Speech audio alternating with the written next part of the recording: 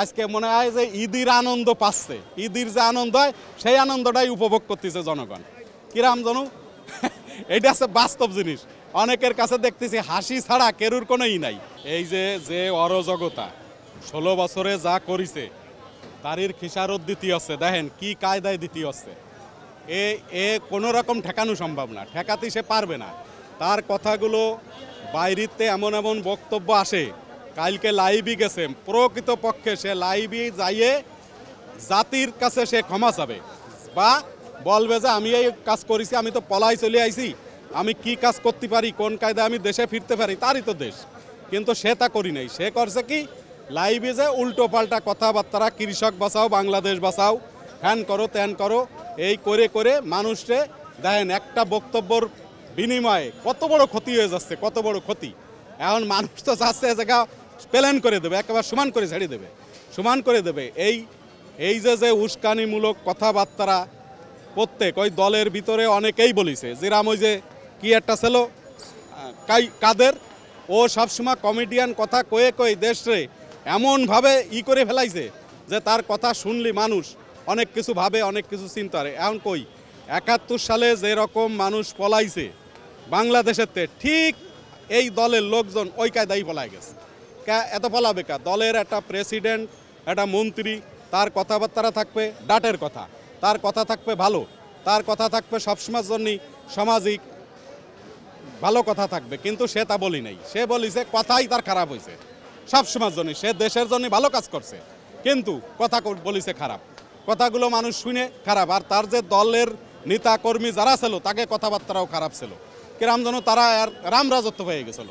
রাম রাজত্বর ভিতরে যা খুশি তাই করে, যা খুশি তাই কথা বলে, আবা যাবা অতি শেষকালে দেন করুণ পরিণতি। তারপরে এই দেশের যদি পলায় না যেত, তারপরেও দল টেকতো, দেশের পলায় চলে গেছে। শেখ ইরশাদ সরকার পলাই যায়নি, সে 4 বছর জেল খাটিছে। খালেদা জিয়া কি কষ্ট করেছে, সে দেশেই রয়ে গেছে। আর একটু যারা হয়েছে উনি পলাই চলে গেছে, দলটা কি হয়? এত বড় একটা দল, সেই দলের কত লোক কর্মী আজকে পলায় বেড়াচ্ছে, ভাইসে গেছে সাগরে। উনি তো চলেই গেছে লোকজন ভেলাই দিয়ে, এরপরে ইরাও ভাইসে যাচ্ছে। একে কোনো পাততলে মাটি নাই। এখন যে আসতেছে সেই গাভান খাচ্ছে, যে আসতেছে। হ্যাঁ, আজকের যে অনুভূতিটা, খুব আনন্দ পাচ্ছে ছেলে পেলে।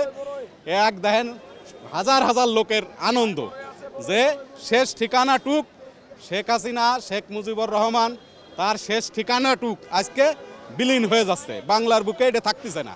খেয়াল করেন যে হাজার হাজার লোক তাই দেখতে চলে আসছে, দূর দূরান্ততে দেখতেছে, শুনতেছে, বুঝতেছে। আজকে মনে হয় যে ঈদের আনন্দ পাচ্ছে, ঈদের যে আনন্দ হয় সেই আনন্দটাই উপভোগ করতেছে জনগণ। কিরাম জানু এটা আছে বাস্তব জিনিস। অনেকের কাছে দেখতেছি হাসি ছাড়া কেরুর কোনো নাই। অনেকেই আনন্দ উল্লাস করতেছে, কেউ কেউ খাওয়াচ্ছে। এরকম কাণ্ড জীবনে আমি বাংলাদেশে দেই নাই। অনেকে ডাইকে ডেকে আনন্দ করে খাওয়াচ্ছে, বুঝেছেন। এখন এই যে বাড়িগদ্দ চলে যাচ্ছে, কোটি কোটি টাকার সম্পদ নষ্ট হয়ে যাচ্ছে, তারপরেও আসলে ইতিহাস মুছা যাবে না, বলা যাবে না। সেই ইতিহাসটা আজকে মুছে ফেলানো হচ্ছে, মুছে ফেলাই দিচ্ছে জনগণ। এই যে ছাত্র আন্দোলন করছে, ছাত্ররা যে 2 ভাগ হয়েছে, এই কথা কিটা কইছে? এই তো সব ঘুরে ফিরে চলে আইছে আরম্ভ হয়েছে। গোটা বাংলাদেশে যারা যারা এই ধরনের কার্যকলাপে লিপ্ত হয়েছিল, এই রাজনৈতিক বিষয়ে বক্তব্য ছিল এলোমেলো, ঠিক তাইকে দেখেন ধরিছে, তাইকে ধরিছে, কোনো কারচুপি করতেছে না, এত একেবারে শেষ করে দিচ্ছে। যাই হোক, আনন্দ উল্লাস পাচ্ছে লোকজন, দেখতেছি। আরও দেখবানি, আরও বুঝবানি, শুনবানি, আবারও কথা কবানি, সমস্যা নাই। হ্যাঁ।